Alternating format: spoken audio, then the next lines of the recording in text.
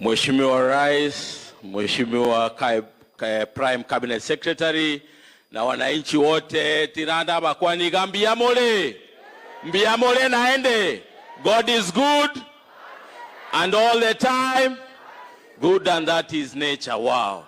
Litangani tiganda kiraba girango mbia mono aso chaso bonge.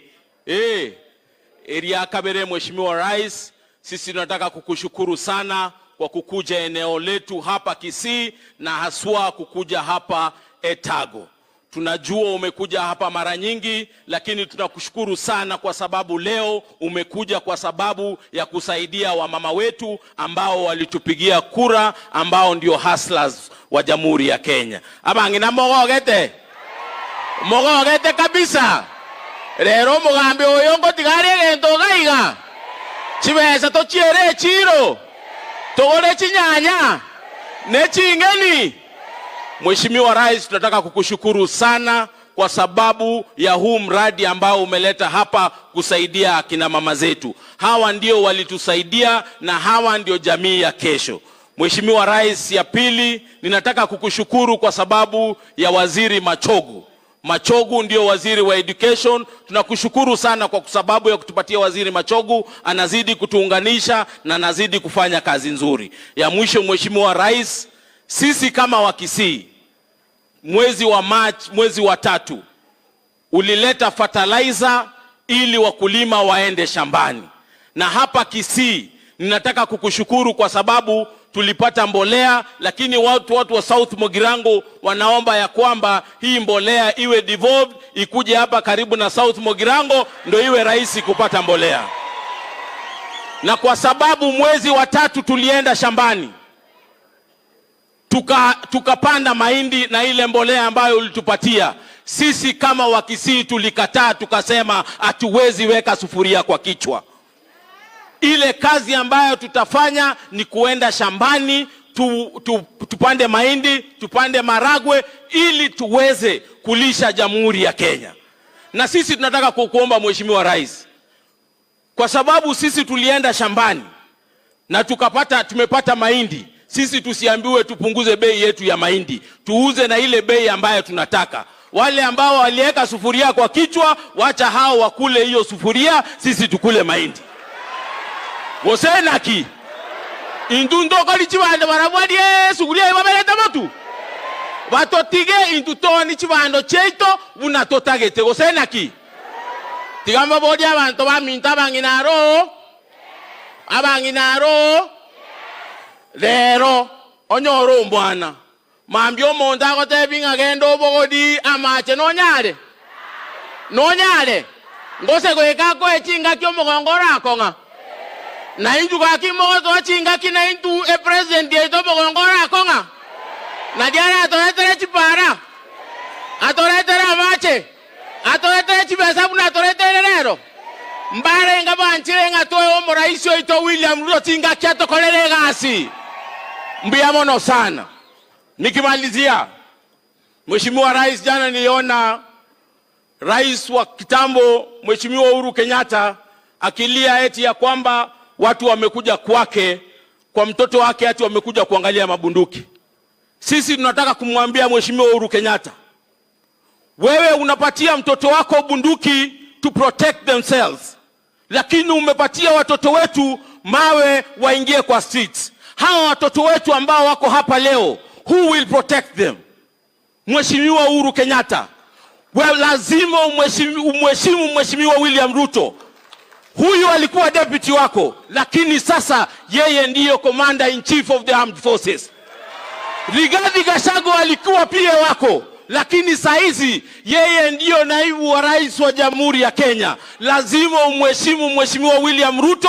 Ulimwangaisha, ulimshurutisha. Hii ni wakati wa kumheshimiwa William Ruto atufanyie kazi.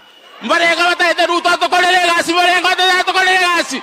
Mbiamono sana tiganya sawa saseni. Ya kuachakire koyia. Oyi retayeti. Sasa Your Excellency, I think kwa wabunge nimemaliza. Utaniruhusu nizungumze maneno yangu mawili matatu alafu ni hand over program kwa viongozi wengine. Ya kwanza, Your Excellency, na kushukuru kwa heshima kubwa. Uwanja huu ulikuja ukiwa naibu wa rais. Wakati huo ukija hakukuwa na security ya kukuchunga wakati huo, kwa sababu kidogo Mheshimiwa Uhuru Kenyatta alikuwa amewachukua wote. Ukakuja hapa ukaomba kura na ukaniombea kura na wananchi wakanipigia kura. Na kwa hivyo nakushukuru sana kwa ile support ambayo ulinipatia. Ya pili, mbele ya watu wangu tunataka kukushukuru sana kwa kunipatia kiti kule bungeni, kiti cha Chief Whip wa National Assembly ya majority. Nakushukuru sana sana sana. Na as you can see tumefanya kazi na Mheshimiwa Ishungwa bila kupoteza anything kule bungeni. Na saa zingine watu wananiangalia wanasema huyu anasema serikali haishindwi, lakini wanisamehe kwa sababu mimi niko kazi yangu na ni ukweli, ikishindwa mimi ndio nimeshindwa. Na kwa hivyo lazima tupitishe vitu zote za serikali kwa sababu hiyo ndio kazi yetu. Lakini kwa heshima Mheshimiwa Rais, kwa sababu sisi tumemaliza maneno ya kura, kuna maneno mbili tu nataka nikuombe ama tatu ya hii constituency yangu, na hawa wanangoja tu kuyasikia tu. Cha kwanza, wakati tulikuwa tuna campaign tuliahidi watu wetu ya kwamba, kwanza tunakushukuru wakati ulikuja hapa ulicommission hii barabara ya Nyansembe ikakuja Etago ikielekea east side, na vile Mheshimiwa Alpha amesema contractor kidogo amekwama hapa katikati. Ninajua hiyo tunamaliza, lakini vile tunajua hiyo tunamaliza, kuna ingine inaitwa Etago Ekona Geteni Nyamaia. Hiyo barabara sio kilomita nyingi, it's about 12 kilometers. Your Excellency, tunaumia sana sana sana. Ile vumbi ambayo iko kwa hiyo barabara, hata mimi nilipita huko jana kidogo nikaona aibu. Tunaomba hiyo barabara iweze kuwekwa maneno ya tarmac. Your Excellency, pia kuna barabara zingine ambazo zinaendelea kidogo zimestall, kama ile ya Nduru kuelekea Nyabigena the other side, nayo imestall kidogo. Tunaomba kwamba wakati maneno itakuwa sawa tuweze kumalizana na contractor ndiye aweze kuendelea na hiyo barabara. Shule zetu zingine Your Excellency zilikuwa zinafanya vizuri sana, lakini sasa kwa sababu ya population, growing population, na nimeeleza waziri, sasa kidogo zimekuwa kidogo hazina infrastructure. Shule kama Mariwa Secondary School kutoka kule Maro, hiyo area Your Excellency, hiyo shule used to be the best, one of the best schools kwa hii area. Hiyo shule ikipata tu pesa, iongezewe tu pesa kidogo, improve on infrastructure, hiyo shule Your Excellency itakuwa shule mzuri sana, na tunaomba leo ikuwe namna hiyo. Your Excellency, pia kuna hii primary yetu ambayo tumepanda mti mabati kidogo, tumejaribu kubadilisha ndio tuweze kuinua infrastructure. Hiyo shule iko katikati ya town. Kutoka kwa ofisi ya CDF nimecommit karibu milioni kama 7 ya kutaka kuanzia tuweze kujenga gorofa ndio hii town yetu iweze kuonekana. Na kwa sababu kuna ile mradi ya wifi kwa hii market yetu, hiyo town itaonekana tukipandisha about 4-story building kwenda juu. Ninaomba pia Your Excellency uniongezee tu pesa kidogo, hata kama ni milioni 5 ama 10, ndio niweze kumaliza hiyo project wakati tunaianza next week, ndio gorofa ijengwe kwenda juu. Kuna pia shule zingine kama Tabaka Boys ambayo pia principal yuko hapa, watoto wake wanaumia sana kwa sababu infrastructure, pia tuweze kuongezewa hela. Pamoja na I think shule zingine 2-3 ambazo nitakueleza nikiketi. But Your Excellency, nikishamaliza maneno hiyo, pia nikukumbushe hii area ukitembea Your Excellency Kisii mzima, alafu tafute kama ni usiku, ukitembea ukiwa umekuwa blindfolded, alafu mtu akufungue macho upate hakuna stima mahali na hakuna giza, ujue uko South Mugirango. This is the only place. This is the only place. Na naweza kuambia hata Mheshimiwa Governor anajua. Hata wakati walikuwa wanapunish watu wa county, hata governor wa sahi, wakitaka kupunish watu wa county na transfer, wanawaambia wewe toe the line ama nikutume South Mugirango. Wewe behave namna hii ama nikutume Etago. Kwa sababu wanaona sisi tuko na giza. Sisi tuko na shida nyingi. Na sasa vile nimeingia serikali, kila mtu anaangalia, anataka kuona maendeleo ni yapi yatakuja hapa. Street lighting, Etago market. Mama wanauza mpaka saa 3 usiku na torch at this time Andera. Mochengo market, Ekona market, Nyamaia hadi saa hii hakuna hata moja street lighting. Mheshimiwa Ngwaya ulijaribu katuwekea ile moja ya sola, lakini kama ule contractor yako alikudanganya kukupatia zile fake, hiyo haki iliwaka siku mwezi 2-3 ikazima. Sasa tunaomba tuwekewe street lighting. Ama namna gani wananchi? Ndio iweze kukua. kabisa all over na Nyamarambe market so that we are able to grow our area. But sasa kwa sababu nimemaliza hiyo, nikuje sasa kidogo uniruhusu nizungumze ya siasa. Your Excellency, ni vizuri tuambiane ukweli. Mimi nimetembea na wewe miaka hii yote. Na kila mtu alikuwa ananiambia, wengine walikuwa wananiambia wewe Osoro chungana utauliwa. Unakaa sana na huyu jamaa hawezi chukua kiti. Your Excellency, uliteswa, nilikaa na wewe ukiteswa. Nilikaa na wewe ukifungiwa. Sometimes ulikuwa unaketi kwa ofisi, tunaangaliana unakaa hivi, au geuzi kichwa tunafikiria kama kwani ameenda. Tunakuguza hivi tunapata huko sawa, Your Excellency. Because uliteswa kweli kweli. Uliteswa. Na mimi nilikuwa na wewe. Wakati mwingine Your Excellency ulikuwa kule Bomas. Ukawekwa nje. I was there with you. Ukaambiwa simama hapa nje. Mheshimiwa Raila akakuja na Uhuru Kenyatta akaingia. Askari wakakufanyia namna hii. Mimi nikiangalia nikashtuka. Wanakublock. Wakaingia nani wakazungumza for 15 minutes. Umesimama huko nje unafanya namna hii, unashindwa uingie ndani, uende. Sasa yani uliteswa kweli kweli. Uliteseka. Mungu amekufukisha, umekuwa rais. Wale tu walikutesa wakati uko rais, tena wamekuja wanataka kukutesa ukiwa rais wa Jamhuri ya Kenya. Ai! Wale ambao walikutesa wamenunulia watoto wao bunduki. Na unajua nyinyi wananchi hamjui. Yule kijana wa Mheshimiwa Uhuru Kenyatta, kwa sababu wao wako entitled to security, kwa boma yake kuna 100 guns zimewekwa kwa nyumba na zote anasema hako na licenses. 100 of them ziko ndani ya nyumba. Askari hawajamuuliza kitu, wameenda kule, wamefika huko, hata wakaambiwa wasifunguliwe kuingia, bunduki ziko ndani, wakatoka. Wakasema sawa, kwa sababu tuko na heshima na hii familia, wacha tuende. Wamesummon kijana, hataki kuenda. Badala ya kuenda ndiye ajibu ulipata wapi licenses hizi zote, ameita baba yake. Baba yake amefika kwa TV, alikuwa rais tunamheshimu, lakini amekuja kidogo, akiwa hapo, amechapa ile yake, amekuja macho ni red, alafu ameanza kukuja hapo, anaanza kusomea rais wa Jamhuri ya Kenya, anasahau huyu sasa sio naibu wake. Kuulizwa na askari maswali, kuna makosa gani? We are all equal. Askari wakikuja kwa Osoro hakuna shida. Nitawaeleza kama hii niko na hii bunduki nimetoa namna hii. What is the mistake? Askari akienda kuuliza raia, wewe umetoa wapi bunduki? Makosa ni gani? Lakini kwa sababu ameenda kuulizwa, mtu ametokea, amekuja, ameweka heshima yake chini, anasema wewe ameanza kukusomea rais wa Jamhuri ya Kenya, anasomea naibu wako. Yeye amesahau vile anaongea kwa TV, huku nyuma yeye si rais sasa. Sasa sijui kwa nini anasahau, anakuprovoke. Na wakati vita inatokea hapa, juzi, Your Excellency, ambulance ilipigwa mawe hapa. Mama mjamzito alikuwa anaenda hospitali. Ambulance ikapigwa mawe, driver akatoroka. Vijana wakaendelea kupigwa mawe hapa Kisii. Wakaendelea kupiga mawe, mama akakufa, akafariki.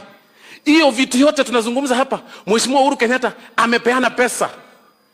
Amesukuma hiyo watu, upewa 200, endeni muandamane, muharibie huyu jamaa, ndio miaka 5 ishe, aonekane hajafanya kitu. Wakati maandamano inakuwa, ana fly out. Wakati imetulia, anakuja Kenya. Kwanza Your Excellency, nyanganya huyo jamaa hiyo kazi umempea ya kwenda kutengeneza peace. Hakuna peace huyo anaweza tengeneza huko nje kwa sababu ana heshima kwa rais wa Jamhuri ya Kenya. Hii Kisii, Your Excellency, siku ya kwanza tulipata kidogo maandamano hapa. Na wacha nikwambie Your Excellency, haikufanyika na watu wetu. Ni watu walitolewa kutoka sijui wapi, wakakuja wakamwagwa town. For the first time in the history of Kenya, umerelease pesa yote ya county governments. Yote. Kisii tumepata 12 billion shillings. Ilikuja 2 months ago, 12 billion. South Mugirango nimepata pesa ya CDF. Umerelease yote. Badala ya hiyo pesa kukuja, na sio Kisii peke yake, na hizo kaunti zingine zote, Nyamira na hizo zote za Kisumu, Siaya, 12 billion imekuja kwa counties. Badala governors wengine wa Azimio waende kulaunch projects za mashule, waende kufungua barabara, hiyo pesa uliwapea Your Excellency. Na mimi naomba EACC chunguze hiyo pesa inatumika kupea vijana 1,000 500, ingia kwa barabara muharibu town, ndio watu wakuwe confused, wasahau ya kwamba wamepewa 12 billion hizi counties kama hii yetu 12 billion. So your excellency, sisi tunakuambia hivi, tunasimama na wewe, usishtuliwe na wewe ndio rais. Simama kama rais wa Jamhuri ya Kenya, amiri jeshi mkuu wa jeshi yote ya Kenya, mtu ambaye amekuwa uongozini, asijaribu kukutisha, na sisi kama jamii ya Mkisii tutasimama na wewe kidete hadi mwisho. Gosema nabantu baminto. Bono muntu mnanje nkaransirete kirugo. Omuntu oche uri nabwete chikura, wiris no regana akwete gasi, oche ngano utari komiga. Akia munda wakeri komokweri kwere kya garinche ngai karansirete kirugeka. Na kyo munda hakuru asa kurukuru, aina yo karansirete kirugo. Akyo kugusuka, akonye kugusuka, akonye kugu. Ai! Ya. Aya, mbane kabanje to mongwano yongoro kyangasa kwa wali banje to mongwa. Mumwanje te mwanzipe. Kwa hayo machache, your excellency, kwa heshima kubwa, niruhusu sasa nikaribishe Mheshimiwa Kimani Ichung'wah ambaye ndio majority leader wa National Assembly ambaye tunafanya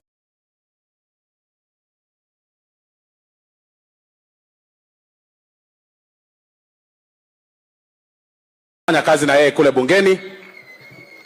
Mwakere chinko vyo mu majority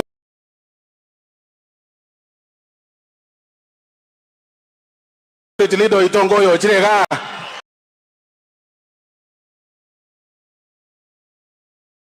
Okoro Kimani Ichung'wah, karibu sana leader. Thank you very much.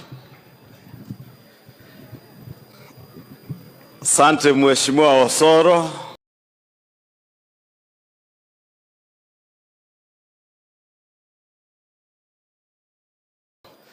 Avanto vaminto va South Mugirango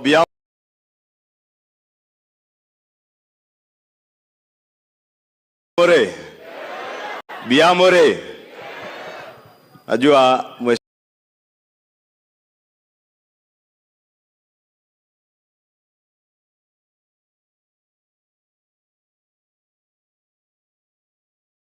Rais, nikiwa hapa sababu Mheshimiwa Osoro sio tu chief whip wetu bunge,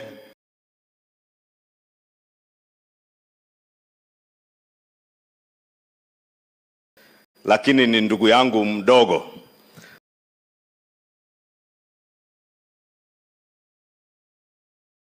Na huyu jamaa mlifanya vizuri sana kutuchagulia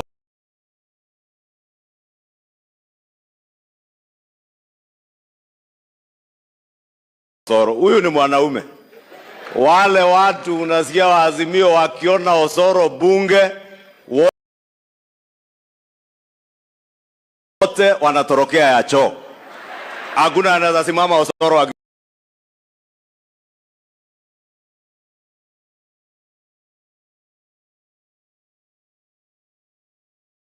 bunge, na tunashukuru, na ndio tumekuja kujiunga na yeye siku ya kufanya kazi ya maendeleo. Na Mheshimiwa Rais, nimefurahi kutembea hapa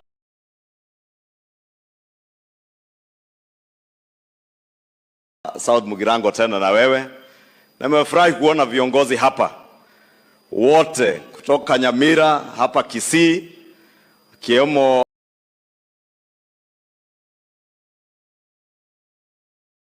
our former governor Ongwae, waziri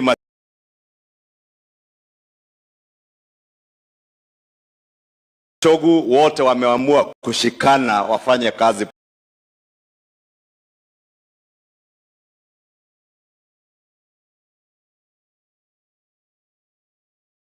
pamoja, na hivyo ndio watu hupata maendeleo. Na nitawauliza kwa heshima viongozi wote wa Kisii, tuungane pamoja, tufanye kazi pamoja. Huyu rais mwenye ako hapa ni rais wa Wakenya wote. Wale walikuwa kwa kampeni yake, wale hawakuwa kwa kampeni yake, wote wenye wamejiunga wakaacha kazi ya kuvaa sufuria wakakuja kufanya kazi na yeye, wote ni watoto wake. Si ndio watu wa South Mugirango sasa? Kwa hiyo pia wametoa taarifa nyingine, na tunawaheshimu viongozi kama wale wa SUPKEM, na nataka nikubaliane na wao sababu wamekuwa wakisema tujadiliane, na wale wanatupa mawe tujue venye tutagawa serikali, ati watu watulie. Na tuliwaambia hiyo hatuwezi fanya. Lakini jana wamesema vizuri. Walituuliza turudie yale maridhiano ya bipartisan talks. And I want to confirm to you, Your Excellency, that under your leadership, those of us in Kenya Kwanza, in line with the call by our religious leaders, ya kuwa turudi kwa bipartisan talks with a single agenda of the reconstitution of IEBC. That I want to agree with our religious leaders, that we are ready to resume the bipartisan talks with that singular agenda of reconstituting, whether you are a president like yourself, whether you are a prime cabinet secretary or a cabinet secretary, or whether you are a member of parliament like myself, or even whether you are a former president.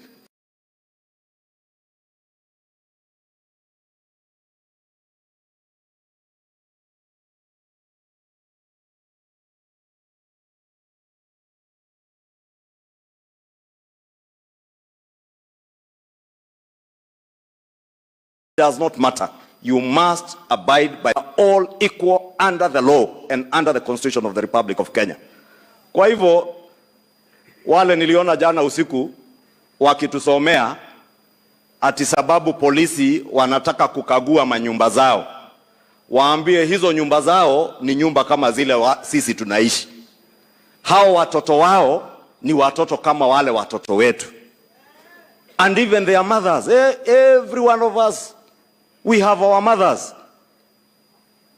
And you are lucky, you are fortunate and privileged that you can stand before us and tell us that your mother has been guarded for the last 50 years. Who has been guarding our mothers when you are looting our country dry? Who was protecting our mothers and our children? Na ni vizuri tuheshimiane. Au sio watu wa Mugirango? Wewe usituambie ati vijana wako mtu ameweka mabunduki, sio bunduki moja, mabunduki, tens of guns kwa nyumba na zisiangaliwe ni gani. And I want to ask the Inspector General of Police and DCI, do not be threatened because somebody is coming to try and intimidate you when you are doing your work. Investigate those firearm holders, whether licensed or not. There are those with fake licenses. There are those with legitimate licenses. But there are also those with genuine licenses. But they are giving their firearms to criminals and criminal gangs to shoot at innocent Kenyans during demonstrations. Then you blame the police. Alafu, should be listening to the concerns of Kenyans. My friend, we listened to the concerns of Kenyans through economic forums that we even came to Kisii. And all the 47 counties, we listened to the concerns of Kenyans when Kenyans told us that they are carrying a burden, a huge burden of debt because of state capture and the economy that you had driven to its knees. We are listening to the people of Kenya today who are telling us today here in South Mugirango that they are about to harvest their maize and get food, cheaper food on their tables, courtesy of the subsidized fertilizer that the government of Kenya and this Kenya Kwanza administration gave to our farmers in earlier this year. We are listening to the people of Kenya when our university students today are about to benefit from a new funding model that will ensure whether you are the son of a former president or a minister or the son of a hustler, you will be able to access higher education because the government of Kenya will finance your university education. We are listening, my friend. So don't lecture us to tell us to listen to the people of Kenya. It is you, when you are in power, because of impunity, because of state capture, because you thought you were a god that the people of Kenya should be worshipping, you had no temerity to listen to the people of Kenya. I want to tell you, my friend, today we have a government that is listening to the people of Kenya. The only thing, Your Excellency, I will tell you not to listen to. Usisikize hawa watu wa kukuambia ati watakutisha na maandamano, na wakifanya maandamano waweke wakora huko ndani, wapige watu. ati wanasponsor Mungiki na wanawapea pesa na bunduki wapige watu risasi ili wasingizie polisi wale watu wanapiga risasi. Rais, kaa ngumu nani? Kaa ngumu rais. Usiachie watu nafasi kuleta fujo kwa Kenya. Today you are the commander in chief. And being commander in chief, Your Excellency, means that millions of the Kenyan children today look up to you for protection. They look up to you to safeguard their lives and the property of their parents who are educating them. Anybody who is interfering with the livelihood and the lives of the Kenyan people, including our children and the millions of Kenyan children who look up to you, please deal with him. Whether you think you are so mighty, you think you are above the law. Hata huko Marekani rais, nimeona Donald Trump mwenye alikuwa rais, nimemuona kotini. Hapa Afrika tumeona Botswana former presidents in court. I want to encourage you, Your Excellency. Tuliambiwa wiki mbili ile Pandora Papers, tutaambiwa pesa ilitoka wapi. Hiyo ndio pesa ya hawa wa Kenya ilibebwa, ikafurushwa, ikapelekwa nje ya Kenya. Kwa bunge, hawa wabunge watakuambia some of the things being considered by parliamentary committees, Your Excellency. Massive looting in the wee hours of the last regime. Na hiyo pesa ndio sasa inatumika kuvuruga amani ati wakuuzie uoga. Hawa watu nafikiri walikuona South Mugirango ikiwa usiku. Wakuangalia sasa mchana hadharani waone wewe sio mtu ya kuuziwa uoga. Ama mnataka huyu rais wetu auziwe uoga? Kama hawakumuuzia wakiwa sijui nini na nini, watamuuzia saa hii? Wacha huyu rais. Mimi mwenyewe niliwaambia, mimi huogopa Mungu peke yake, uji moto na stima. Hiyo stima Osoro anaongea. Siwezi ogopa binadamu. Sasa mtu asifikirie ati utasimama ututishe. Hatutatishika.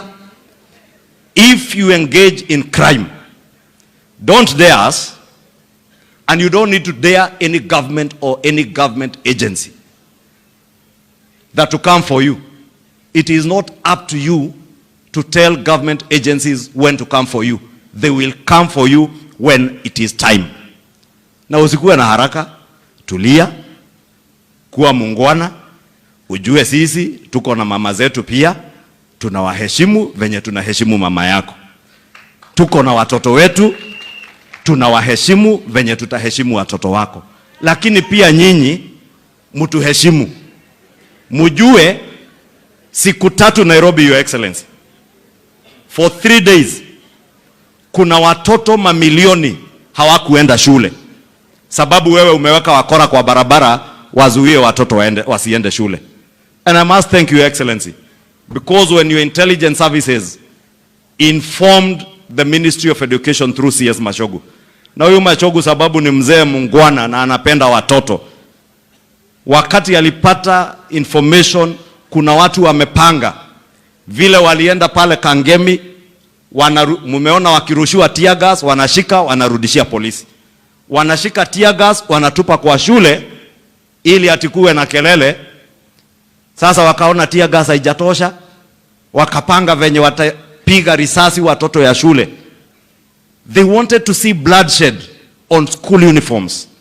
I must thank CS Machogu and CS Kindiki for taking decisive action to close down our schools on Wednesday to save the children of Kenya. But those people who want to hurt our children, those people who are scheming against our children, then you start playing victim, seeking sympathy, telling us that your families are being targeted. Nobody is targeting your families. It is criminality. It is a version of the rule of law that is being targeted, and whether you like it or not, you are not above the law. You might have thought yesterday you are above the law. Today you are not. You are a good citizen, and please remain good, being a good citizen. Na hatukuulizi, by the way, usupport hii serikali. Nilisikia mwingine akisema ati sijui is because I associate with who and who. You can associate with anybody you want to associate with. Hata ukitaka kuhama kwako uende uishi kwa nyumba yao, enda. Si ndio? Lakini usiseme ati unadhulumiwa sababu you are associating with other people. Nobody is interested with who you support. If anything, my friend, those you are associating with, you have not begun associating them with them today. You began associating with them in 2018 through the handshake. Na sisi tulikuachia amani.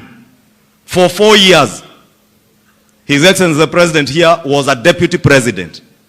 Na sio kusema deputy president hakuwa na nguvu ya kufanya maandamano ama kuleta fujo, lakini alijua engagement is with the people of Kenya, and he engaged with the people of Kenya peacefully. And that is how the people of Kenya bought his agenda on the plan in the last elections. Tunakuuliza pia, sisi hata hatutaki support yako, wewe kaa na support yako na huyo mtu yako. Lakini tupe amani, we fix the mess that you left this country in. And we have a capable leader. We have a clear plan on how we will fix your mess. Kwa hayo mengi, naomba sasa kwa heshima nimkaribishe waziri ambaye ametusaidia sana mambo ya elimu. Huyu ndiye anahakikisha walimu wameajiriwa Kenya, amehakikisha shule zetu ziko na capitation, CBC yenye iliachwa msituni, huyu Machogu amefufua.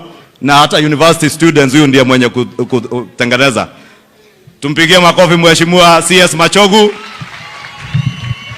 Thank you, Your Excellency, the President of the Republic of Kenya, William Samoei Ruto, the Prime Cabinet Secretary, the members of Parliament present here today, wakiongozwa na ndugu yangu Silvanus Osoro na Majority Leader Kimani Ichung'wah, na wananchi wote wa South Mugirango, mjambo? Muko na furaha leo? Hebu onyesha kwa mikono. Your Excellency, nataka niseme mawili, lakini kama sijasema, ningetaka kueleza watu wetu na kuwaonyesha wale maafisa wa serikali wa ngazi ya juu ambaye wewe kwa miezi michache umeweza kuteua kwa serikali yako. Tafadhali Chairman HT iko hapo, ambaye amepewa kazi kubwa na Mheshimiwa Rais wa Jamhuri yetu ya Kenya. Kijana wetu ambaye umoyo kure University ya Jaramogi Oginga Odinga, sasa yeye ndio mkubwa kure. Abantu ba South Mugirango ayitariamaya. Mama kutoka hapa South Mugirango ambaye ni mmoja kutoka hapa, Lilian Mogendi iko wapi? NTSA tena yeye ndio mkubwa kure, amepewa kazi na Mheshimiwa Rais wa Jamhuri ya Kenya. Purity iko wapi? Fire kure Bomas of Kenya kutoka Bonchari amepewa kazi na Mheshimiwa Rais. Mama Bitutu, si mnajua mama? Mnamkumbuka mama? Mama alipewa kazi na Mheshimiwa Rais kure Lake Basin Kisumu kure. Sedekia Yenda Kenyari, Sedekia iko wapi? Amepewa kazi, yuko pamoja na sisi.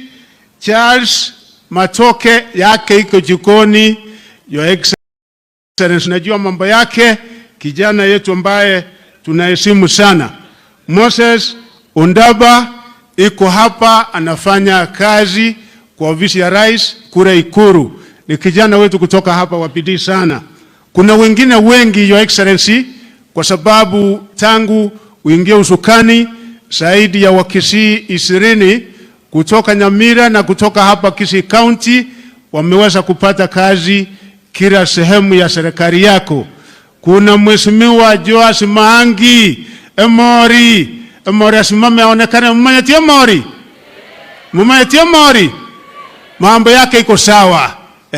Katu Emori, mambo yake iko sawa, na yeye yake mnajua vile hiko CS, na anatambulika sana na anaheshimika, amefanya kazi kubwa hapa Kisii pamoja na kwingine. Your Excellency, niseme mambo mawili peke yake. Ya kwanza, wewe umeonyesha wazi ya kwamba kweli unatupenda sisi wa Kisii. Kakio mosacho uletatu anjeti. Abangina iriria tangu. Aba mrewi churinga ibire. Sisi, Your Excellency, kutoka Nyamira na kila sehemu ya Kisii, tumeona unatupenda. Kwa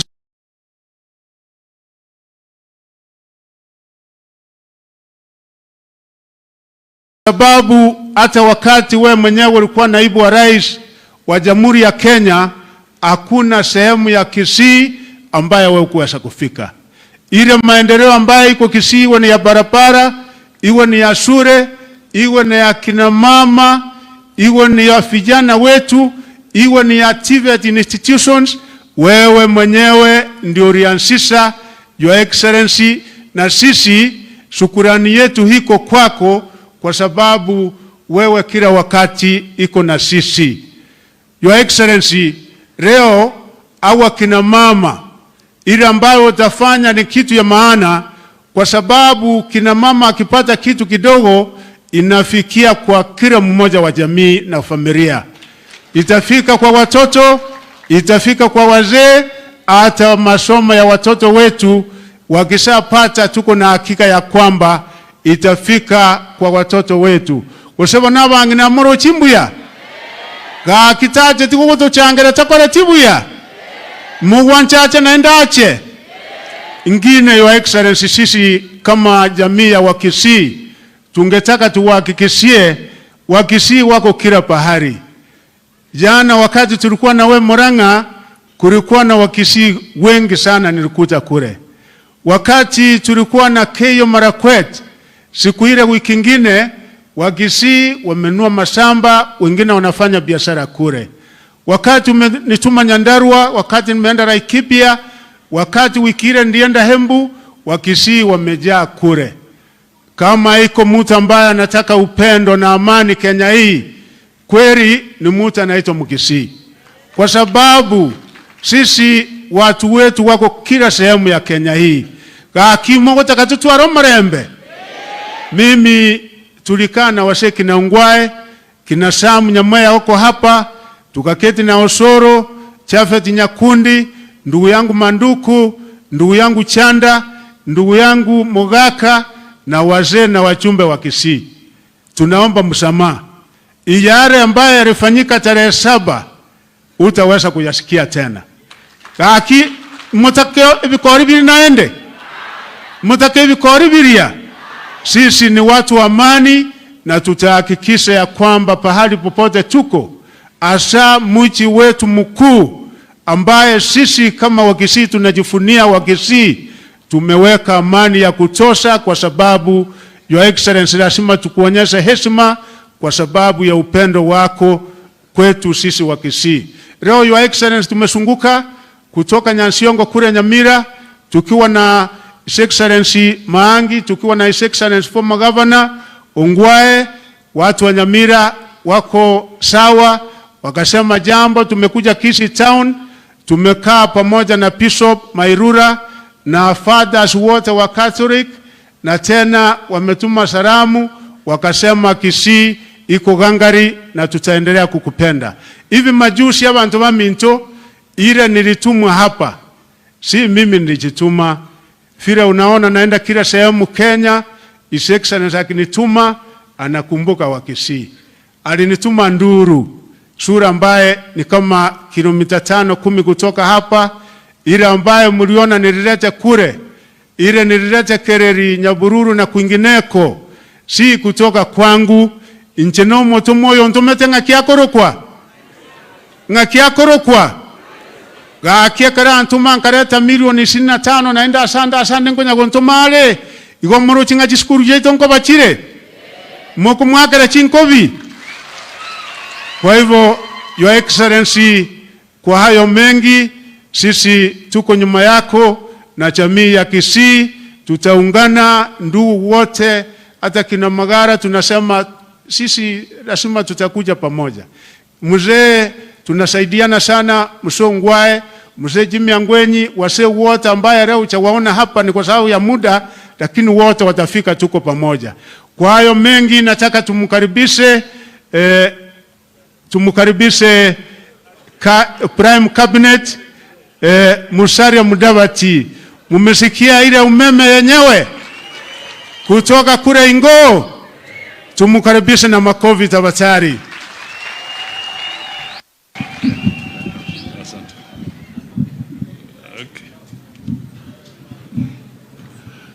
Hey. Maajabu haya. Kuna dunia nzima hapa. Mheshimiwa Rais wa Jamhuri ya Kenya Daktari William Samoei Ruto, Waziri Machogu, mjumbe mwenyeji Osoro na viongozi wengine wote, wajumbe ambao wamenena hapa, wa kisiasa, wa kibiashara, wa kidini. Mirembe. Si mtu alisema sisi na nyinyi ni kitu kimoja? Bas. Mheshimiwa Rais, mimi sitaongea kwa muda mrefu kwa sababu hawa jamaa wangependa kukusikiza wewe. Lakini nataka tu niseme mawili matatu. Kwanza, jamii ya Wakisii inaheshimika sana. Na yule ameshika bendera kwa serikali, tunamwangalia Mheshimiwa Machogu, and I want to tell the people of Kisii that we have an excellent Minister for Education. He's very composed, very thorough, very meticulous, and very balanced in making sure that every part of the country gets a rightful share. Tunasema we have a good man. The President did not make a mistake in appointing him as the Education Secretary. Jambo langu la pili, I want to take our young politicians a little bit on an important journey.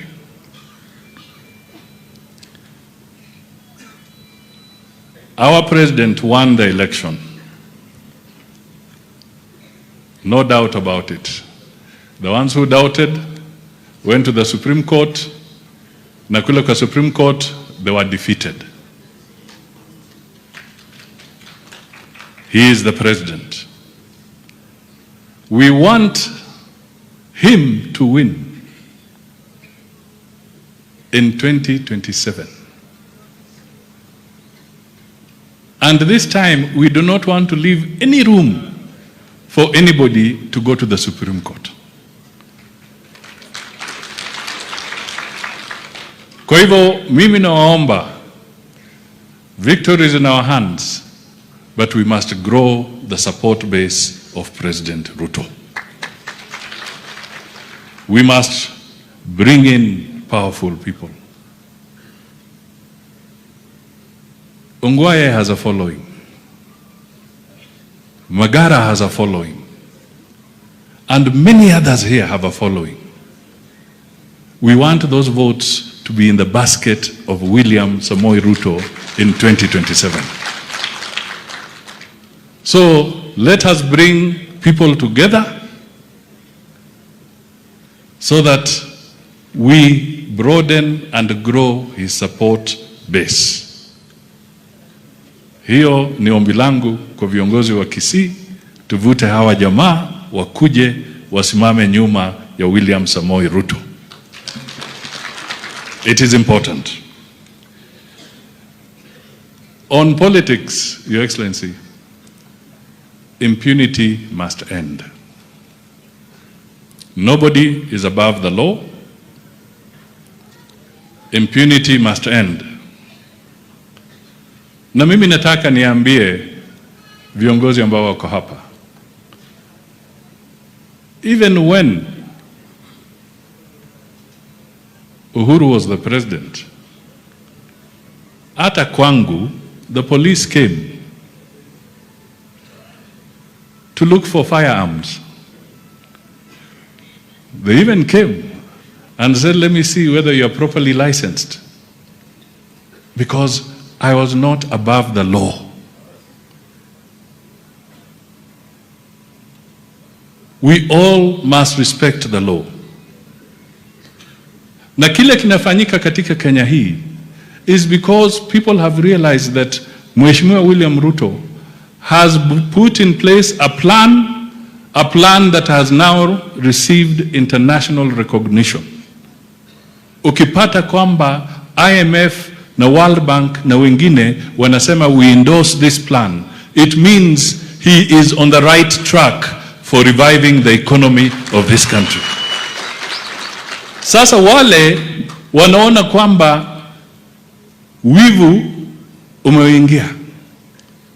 Sasa mbinu zao ni kujaribu kuleta fujo ili watoe macho na fikira za Rais wa Jamhuri ya Kenya kwa mambo ya kufufua uchumi, aangalie kule kwengine. They want to distract a recovery process. We should not allow this to take root. Uhuru na serikali yake waliwacha madeni makubwa sana. Hawakuwacha nafasi ya mikopo nyingi kule nje. Sasa wewe unachochea watu wanaenda kotini wapi ati wafunge resources za serikali. Ladies and gentlemen, ukifunga resource ya serikali, sasa appropriation bill itakuwa namna gani? Baadaye unataka mshahara itoke wapi? Baadaye unataka pesa za kujenga barabara zitoke wapi? Baadaye unataka mshahara wa security agencies zitoke wapi? Kwa hivyo hawa jamaa, their time is past and everybody must follow the law. And we have a responsibility to grow the economy. All of us, including those who are part of putting us in the mess. The President of Kenya is William Samoei Ruto. He has the mandate of the people of Kenya. And nobody is above the law. Nobody. The end of impunity is none other than William Samoei Ruto. We stand firmly with him. We work with him so that nobody thinks that they can move in any part of this country, destroy people's properties, maim other children, disrupt trade between Kenya, which is an artery for trade in the East African community. You try to block it. What do you want to achieve? What is your grudge with Uganda? What is your grudge with Tanzania? So that you are blocking the artery that is feeding those people in business. What is your grudge with DRC Congo? These are the messages and these are the things we need to ask our people and say it is not possible that we can grow our country through impunity. When you lose an election, go home.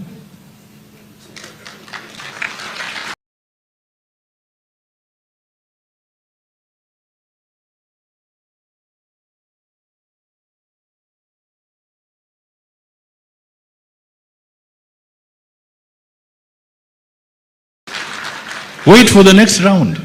I used the terminology political vampires. How much blood did you want spilt from the Kenyan people for you to be satisfied? It is time for all of us from every village, from here Itago to Mululu to Kapenguria, to say no. Enough is enough. Ndugu na dada, tusimame, tumkaribishe Rais wa Jamhuri ya Kenya aje atuhutubie na atusaidie kwa mpango wa leo. Asante sana. Thank you, Your Excellency.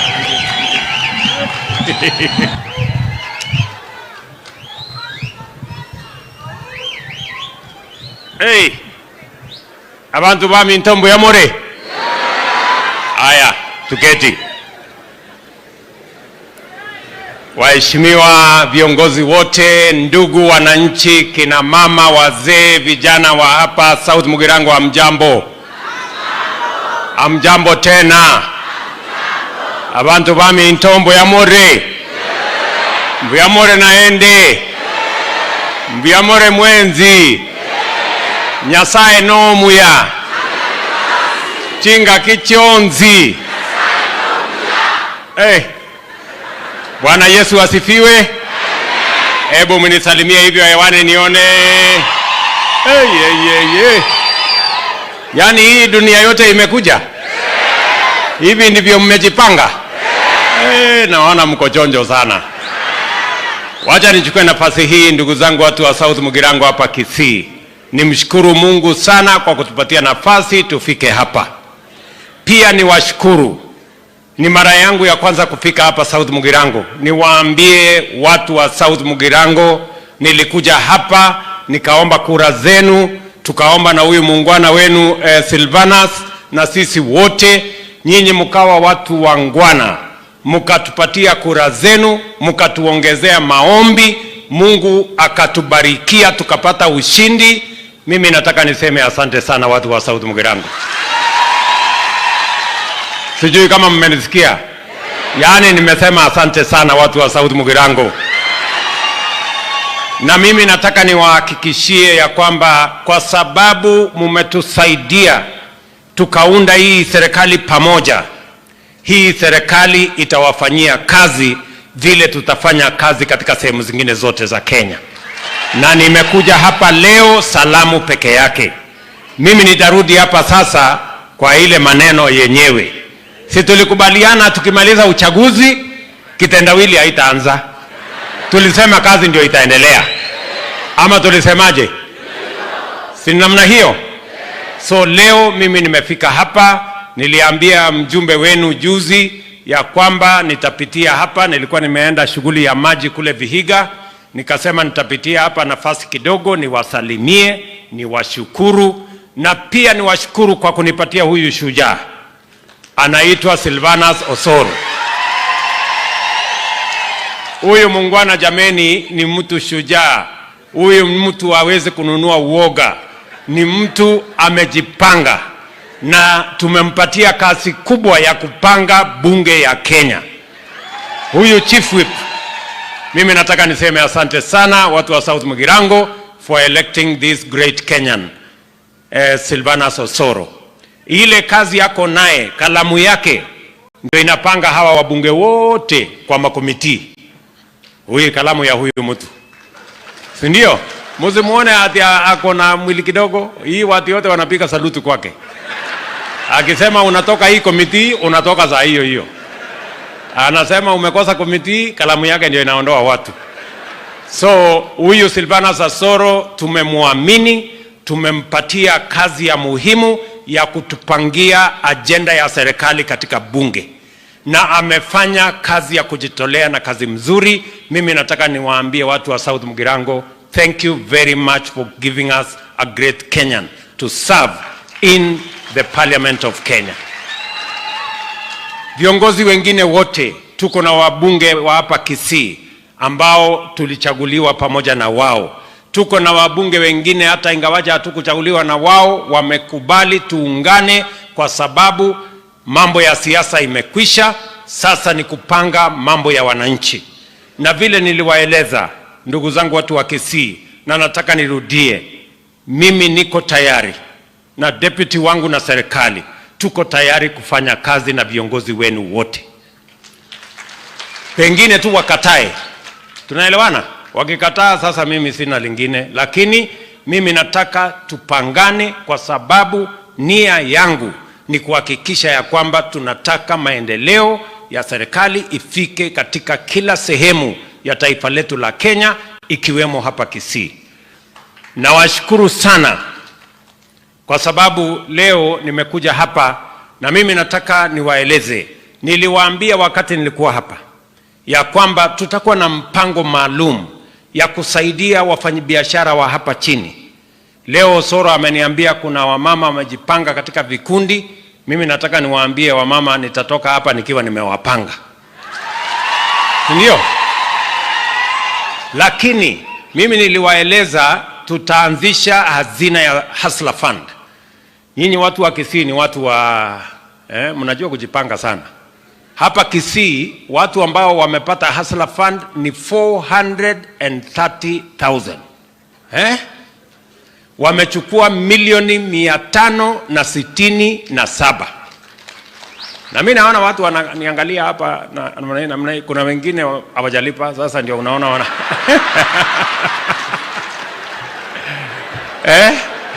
Msikuwe na wasiwasi, sawa sawa. 70%, in fact 69.5% ya watu hapa Kisii wanachukua hiyo pesa, wanalipa, wanachukua tena, wanalipa, wanachukua, iko tu 30% ambao kidogo wako namna hii, lakini nitakutana na nyinyi hapo mbele. Yaani mnafikiri ati mnaweza kuhepa? Mwezi nitawapanga hapo mbele. Sijui kama ninaelewana. Lakini tena tumepanga awamu ya pili, na mimi nataka kina mama ambao wako kwa vikundi na vijana, watu wa bodaboda na wale wengine wote wanisikize. Tumepanga tena awamu ya pili. Mkijiunga katika vikundi watu 10, watu 20, tumepanga tuwapatie pesa kati ya 20,000, 1,200 na vile vile mpaka ifike shilingi 1,000,000. So nyinyi mjipange vizuri. Nyinyi mnanisikia? Mjipange vizuri ndio tuwapatie pesa, kwa sababu nia yangu ni kuhakikisha ya kwamba mwananchi wa kawaida anaweza akapata pesa ya kufanya biashara bila ya kuwa na title deed ama logbook, bila ya kujua chief ama assistant chief, hata mjumbe, hata rais, you don't have to know. Bora kundi yako imejipanga, tutawapatia pesa ya kufanya biashara. Ninyi mnanielewa? Lakini bora tu uwe mtu mwenye umejipanga hapo. Sasa wewe, mimi nakuuliza mtu ya South Mugirango. Sasa wewe unahepa na shilingi 500 na 20,000 na kungojea. Si wewe umekosa mpango? Ukihepa na 500 na 20,000 umekosa. Si wewe umejiharibia? Ama namna gani? Wewe jipange hapo namna hii, pole. Sijui kama tunaelewana.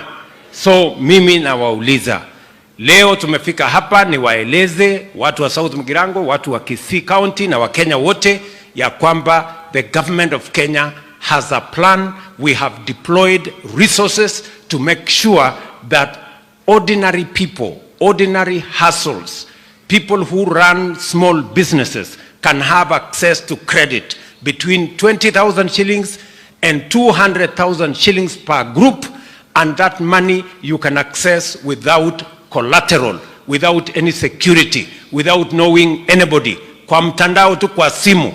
Vile wewe ulipata ile 500, sasa unaweza kupata 20,000. Wewe lipa ile 500 alafu jipange hapo.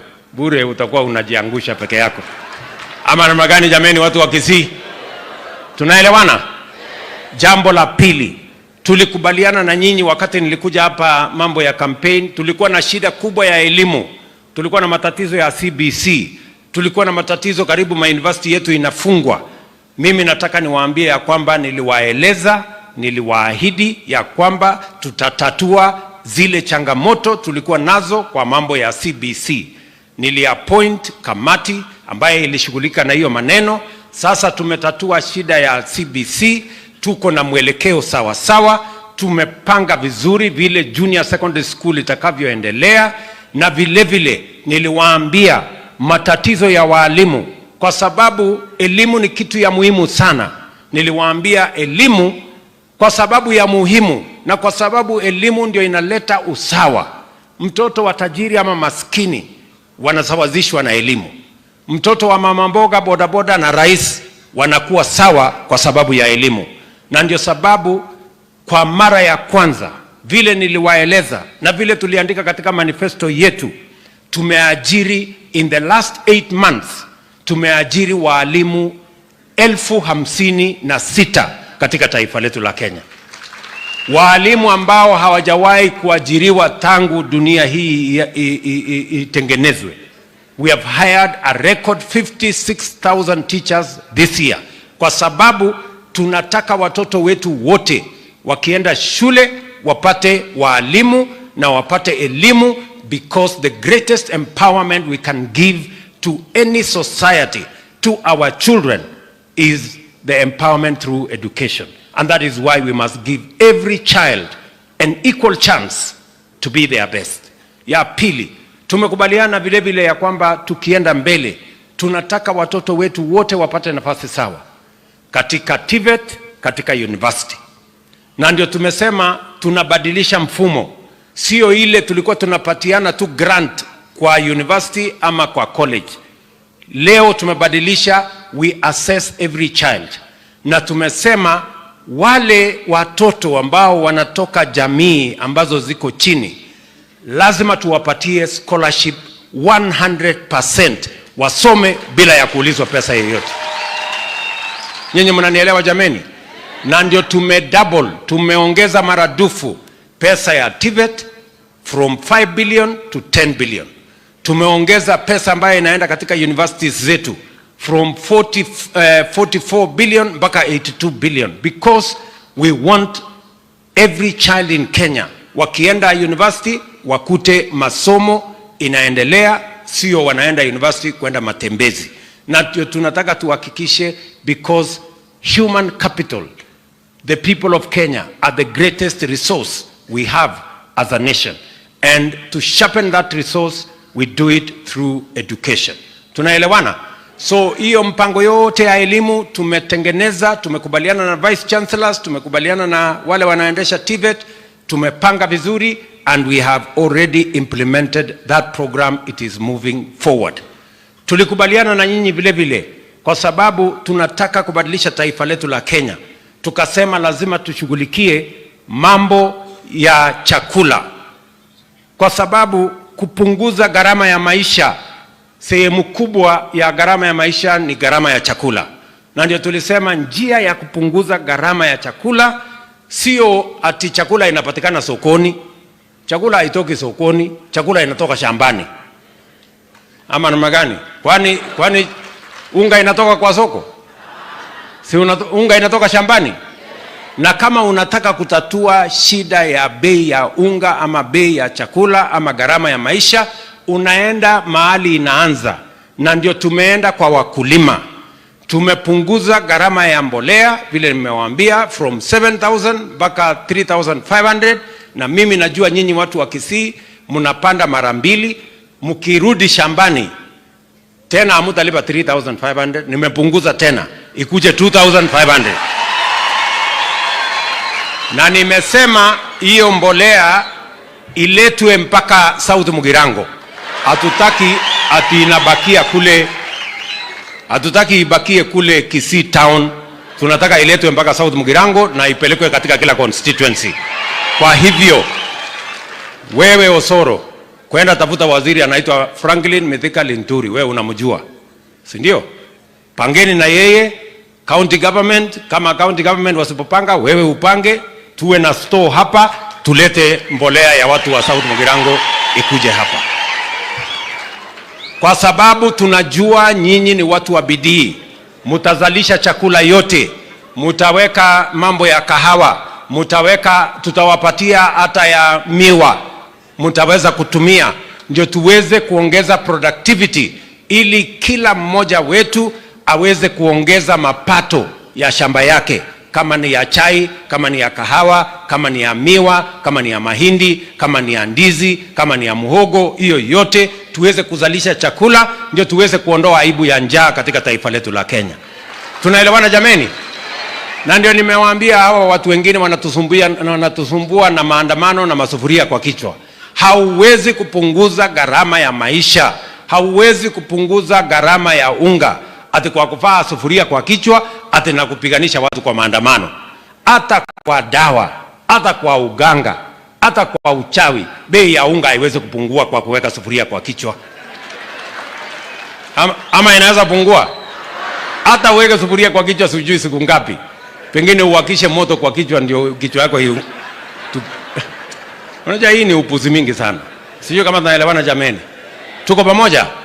Na ndio tumesema tunataka kutumia kilimo kuzalisha chakula, na vile vile kupanga pesa kwa mfuko ya wakulima wetu, na vile vile tupange through our county aggregation and industrial parks, tupange mambo ya storage, tupange cold rooms, tupange agro processing, tuongeze value addition, tuweke mpaka manufacturing, ndio tuhakikisha kwamba vijana wetu wanapata ajira, na vile vile tunapanga vile wakulima wanaweza kuongeza dhamana katika mazao yao, so that we can increase the incomes for our farmers. Vile vile mimi nataka niseme nikiwa hapa, mpango yetu ya 3 ama ya 4 ni kuhakikisha ya kwamba tunapanga ajira ya vijana. Vijana mko? Vijana wa South Mugirango mko? Mbona sikii sauti yenu? Nataka kusikia sauti ya vijana. Sikizeni. Makosa tumekuwa tukifanya katika taifa letu la Kenya for a long time. Tunapanga elimu ya vijana, primary, secondary, college, university, lakini hatuja kuwa na mpango kamili. Hawa watoto wakitoka shuleni wanaenda kufanya kitu gani? Ndio unaona watoto wengi wanatoka shuleni wanaenda wanahangaika. Ni kweli ama si kweli? This time round niliwaambia, mbali na kupanga vile tutasomesha watoto wetu, lazima tuwe na mpango maalum ya vile watapata ajira. Na ndio kwa sababu katika budget yetu hii tumeweka pesa ya mambo ya housing, kwa sababu tunataka kutumia housing kutengeneza ajira 1,000,000 Kenya. Vijana wa hapa South Mugirango, mimi nataka mnisikize vizuri. Hapa Kisii, kwanza nyinyi watu wa Kisii ndio mnahitaji housing kuliko sehemu nyingine yote ya Kenya, kwa sababu ardhi yenu imeanza kuwa ndogo. Mimi nataka niwaulize, hii ardhi ya eka 2, eka 3, eka 5 ikikatwa kwa vijana 4, 5, kutakuwa na mahali ya kuzalisha chakula kweli baada ya miaka 2, 3? Sisi tutakuwa tumepotea sisi wote.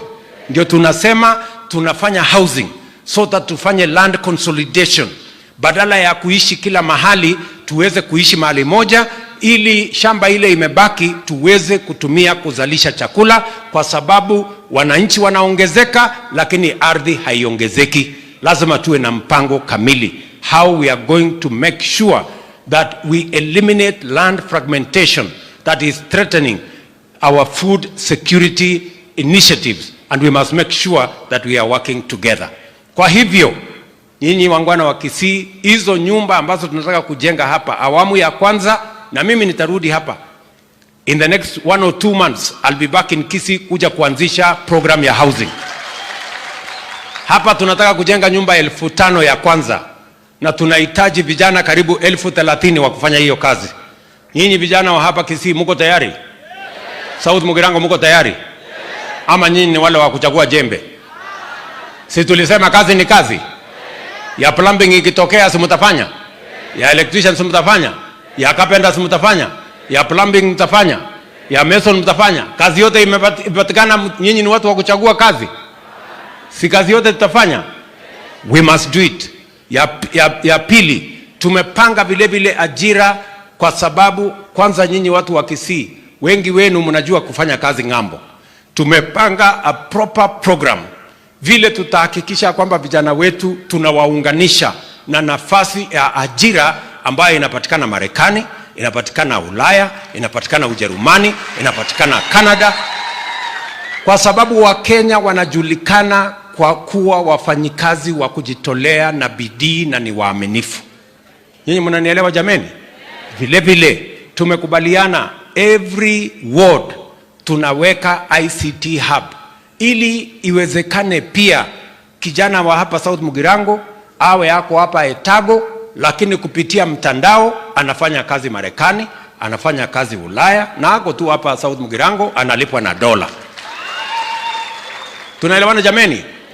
We have a comprehensive plan on how we are going to engage our young people in employment, something that we have never done as a country, because we have always taken for granted that the young people will somehow find jobs. But we must be intentional. We must be deliberate on creating jobs and opportunities for work for the young people of the Republic of Kenya. Mnataka tuendelee na hiyo kazi jameni? Tuhakikisha kwamba tunapanga ajira ya hawa vijana. Na ndio mimi nataka niwaambie ya kwamba ndugu zetu watu wa hapa Kisii, tusikubali siasa ya kupiganishwa.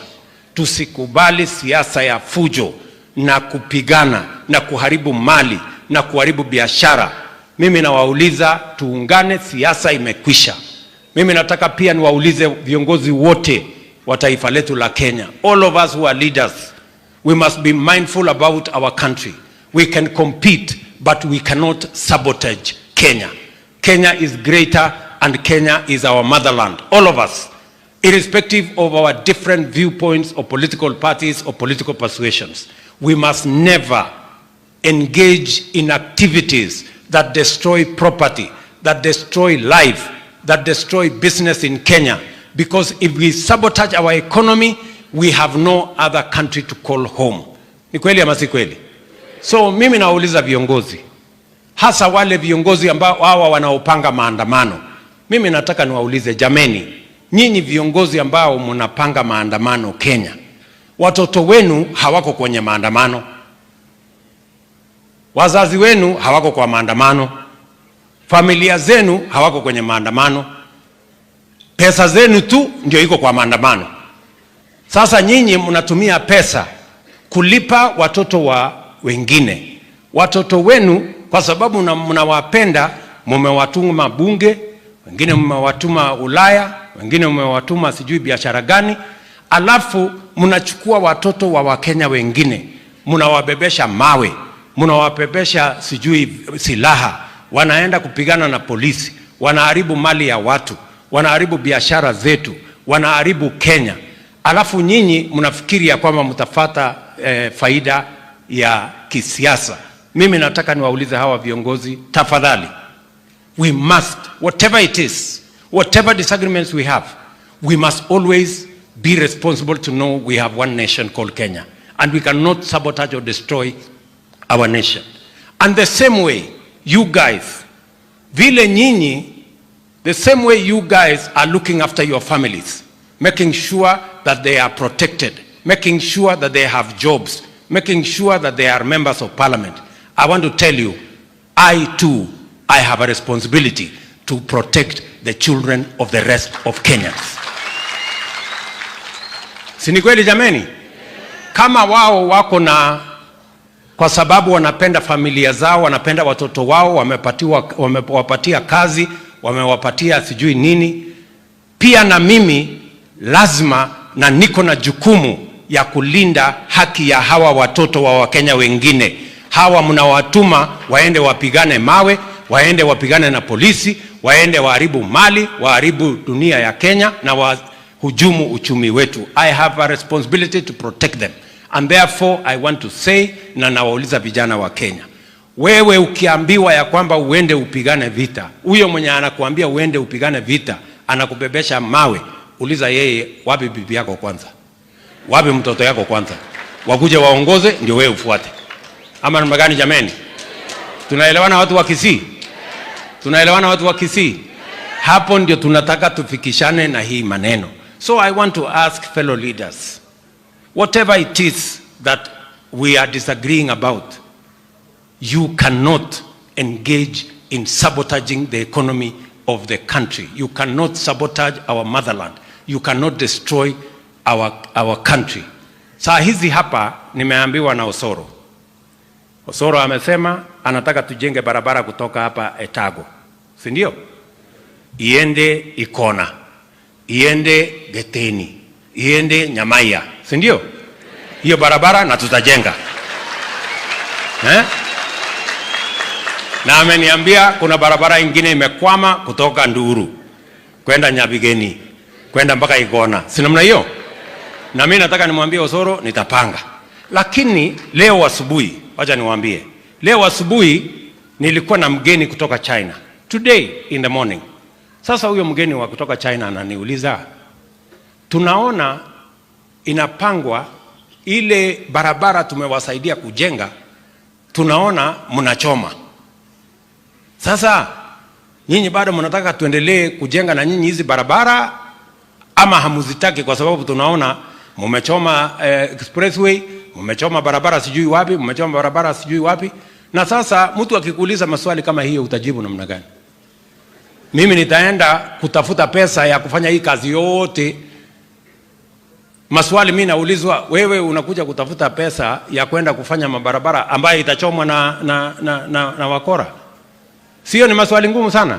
So we must be responsible, you know, because we cannot be building infrastructure that is destroyed by hooligans and crooks and people who have been sponsored to go mayhem and anarchy in our country.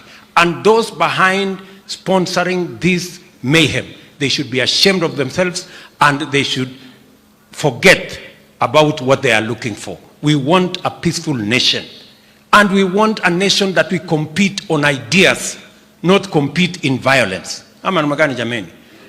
Tunasema ya kwamba uongozi haipatikani kwa mashindano ya vita, inapatikana kwa mashindano ya sera na kura. Na si tulipiga hiyo kura jameni tukamaliza? Ama hapa South Mugirango kuna yenye mulibakisha?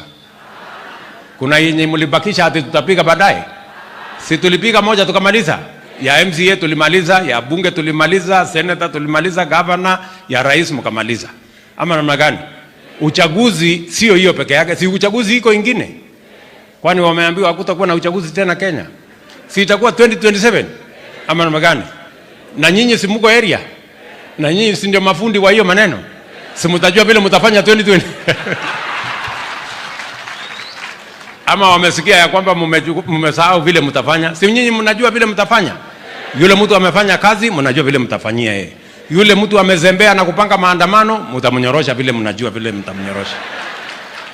Ama ni aje watu wa hapa Kisii? So mimi nataka niwaambie ile kazi yote tumepanga na huyu muungwana wenu Osoro. Ameniuliza pia anataka mataa hapa Etago. Tutawapatia mataa. Hata Ikona tutawapatia mataa. Hata Nyamaiya tutawapatia mataa. Hata ulisema Mojo? Mochengo. Nilisikia ukisema Mochengo. Mochengo tutawapatia mataa. Si namna hiyo? Na wewe unajua mahali. Wewe sasa mdosi namna hii bana wewe. Si unajua vile mahali ya kutoa hiyo mali yote? Huyu akisamon wewe hata mawaziri wanakimbia sana kwa sababu huyu anaweza kuwapangia huko bunge mambo ikaharibika. So tutapanga namna hiyo kazi yote, tutashirikiana pamoja na nyinyi kama wananchi wa hapa. Mjue mimi nawapenda sana, tunawapenda sana. Leo sikukuja na deputy wangu, nimemtuma anaenda kazi ingine kule Rome ya kupanga vile tutazalisha chakula, na sisi wote ni team moja. Tunaelewana jameni? Mwisho kabisa, huyo Osoro ameniambia kuna kina mama wamejipanga. Si ndio? Na nyinyi kina mama si mmesikia? Niko na pesa nyingi kufanya biashara. Nyinyi tu mjipange. Mjipange namna hii, mimi nitawapanga. Sawa? Si mnajua mimi ni mtu ya mpango. So mjipange vizuri, lakini kwa sababu nimefika hapa leo, huyu mheshimiwa Prime Cabinet Secretary Musalia Mudavadi ameniambia atawapatia shilingi milioni 1. Deputy President wangu amesema wewe Osoro, si unajua ofisi pale annex, uende uchukue milioni 2 ya Deputy President ya hawa kina mama. Na mimi nitakuajia shilingi milioni 5 ya hawa mama. Si ndio? Hiyo. Na isipotosha utaniambia. Si ndio? Tumeelewana jameni? Watu hapa Etago tumekubaliana. South Mugirango tumekubaliana. Ya mwisho, pia huyu mjumbe wenu amenipitisha hapo kwa shule. Akaniambia hapo shuleni nahitaji maneno. Haya, ameniambia kuna shule nyingine inaitwa Mariwa. Ameniambia kuna shule nyingine inaitwa Tabaka. Ameniambia kuna shule nyingine inasema inaitwa Nyabigondo. Si ndio? Alafu kuna ingine moja nimesahau jina yake. So na ingine, so wewe Machogu. Sasa unajua huyu mtu ni mtu mkubwa sana huko kwa serikali yetu. Tafuta milioni 30 akuja apangie hiyo mashule huyu. Sawa sawa? Huyo mjamaa atapanga, wewe Osoro utaandika hesabu, na isipotosha unarudi kwangu na kupanga. Ndio? Si namna hiyo jameni? Ama nyinyi mnatakaje? Si namna hiyo? Si tupangane namna hiyo?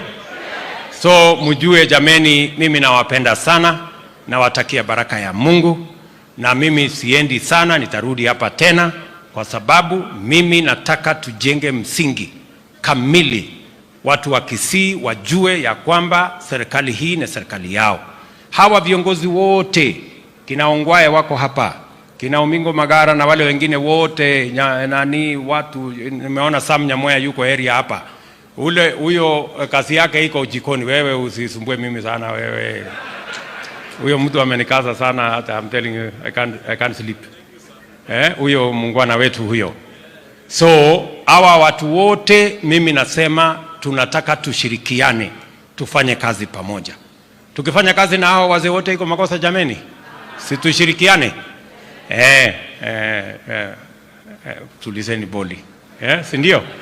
Unajua niko na vijana wengi hapa, wako tamu yao inachemuka, saa zingine wanataka lakini pole pole. Si namna hiyo? Sisi tunataka tuunganishe watu wote ndio tuweze kutembea safari moja. Mimi nawashukuru hapa viongozi wa kutoka Jubilee. Jubilee ni chama yetu, sisi ndio tulitengeneza, tutashirikiana na wao kuendesha serikali. Na sisi wote ni ndugu moja jameni. We want to work together as a nation and build a united, prosperous Kenya.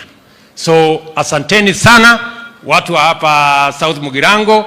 Mungu awabariki. Nyasaye abaseseni. Asante.